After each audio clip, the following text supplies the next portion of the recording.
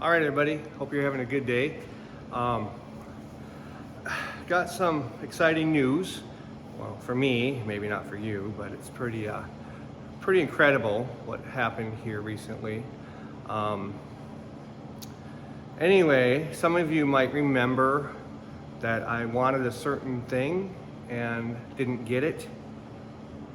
Well, things kind of changed. So, if you remember, I was looking for this beautiful mantle, and got a story to tell. So, anyway, this mantle, the first time I saw it, me and Lee were flying out to the Dominican Republic, and we went a day early. We're flying out of Minneapolis, so we went a day early, and we had time to kill, so I went to some antique shops and stuff. And we went to Architectural Antiques, and was checking things out, and walked right in the front door, and there was this beautiful mantle, huge mantle, and fell in love with it. And Lee gets kind of quiet when he likes something, and I like it, and I express my like for it, and he just gets quiet. So we walk around a little bit, look at other things, walk back to the mantle, and I said, I think we need this for the new house. And he said, yeah, let's get it. Well, we went up to talk to the owner and tell him we'd take it, and he's like, well, it's sold. We didn't see the sold tag on it. So that was devastating, or disappointing anyway. So what I did was I said, well, call him, ask him if he'd sell it. Apparently there was some developer in Minneapolis, and he was just gonna use it in one of his developments or remodels or something. So I'm like, well, there's no personal attachment to it, so maybe he'd sell it. So this is January. The gentleman was a little hard to get a hold of, or didn't get a hold of Ian. He's a gentleman I was dealing with at Architectural Antiques. So I think it was finally October, Ian calls me, and he's like, got some good news. The gentleman is considering that he might sell it. I'm like, okay, good. So I was overjoyed. I'm like, holy shit, we got the mantle. So, I didn't really have a price yet, but whatever, we'd figure that out later. The point was that I could possibly get it. So me and Joe and Lee took the trailer to Minneapolis, expecting to pick it up, and Ian knew we were on our way, and about an hour out of the city, he calls, and he said, well, the guy changed his mind. And I'm like, what the hell, we got the trailer here to load it up.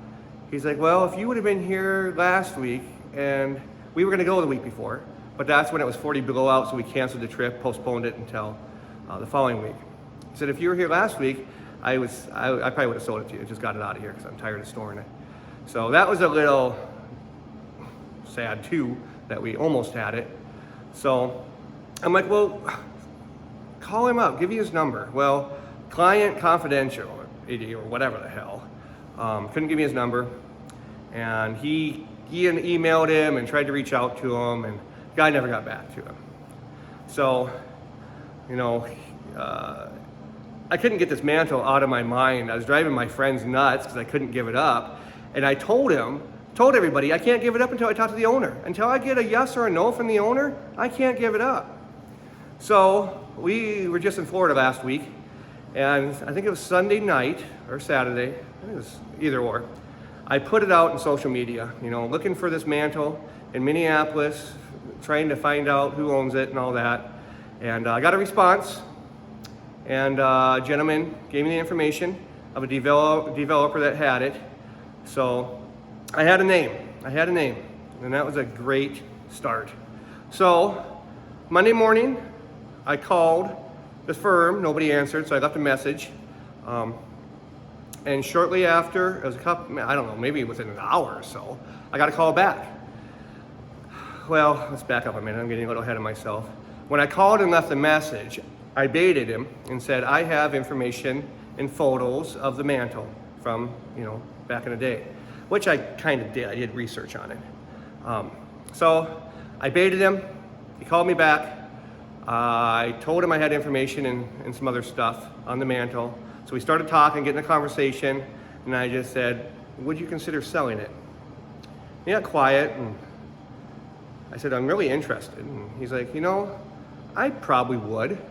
So we played around with some prices and all that, went back and forth. But the end result was, it was mine. So the deal was made. I wired him the money, I think the next day. And the plan was to pick it up as soon as I got home. So we flew home Wednesday from Florida, and I went immediately to the cities Thursday to pick up the Mantle. And I also had some stuff to pick up in Wisconsin, but we'll talk about that later. So I got the Mantle. We brought it home. Me and Joe unloaded it yesterday, and there's not much to see of it right now. It's kind of bundled up, wrapped up, but we'll walk back and get a little peek at some of the beautiful carvings and woodwork. And then I'll give you some history on the Mantle itself, not only my little story. If I can get through the cars here. This is my first time using a selfie stick, so bear with me.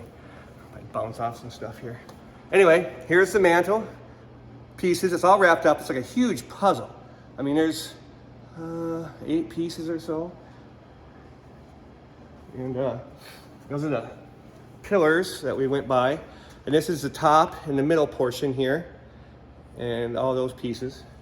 But the carving is absolutely amazing. So beautiful. Here's a little, you can see a little bit of that wonderful woodwork here. It is just amazing craftsmanship. So, a little story or history on the Mantle. The Mantle, beautiful Mantle. And this thing is huge. It's actually 9 feet wide and 11 feet high. It's absolutely massive. It's beautiful. It's going to be the focal point of the house. It's going to be, when you walk around the corner into the great room, it's going to be breathtaking. So, the little history I have here is, I'll read it. This massive oak fireplace mantle is speculated to have come from the Black Forest regions of southern Germany and features absolutely stunning craftsmanship. From Germany, it was shipped to St. Louis, Missouri, to the mansion of lumber merchant Joseph G. Chapman. His house was built in 1868 and tore down sometime before 1906. Got a little story on that too. It was then stored in the barn until 1944, when his daughter Isabel had to do something with it once the barn was set to be demolished. It was given to the Ferdinand Maglio, whatever, a cabinet maker who had worked with Isabel's husband.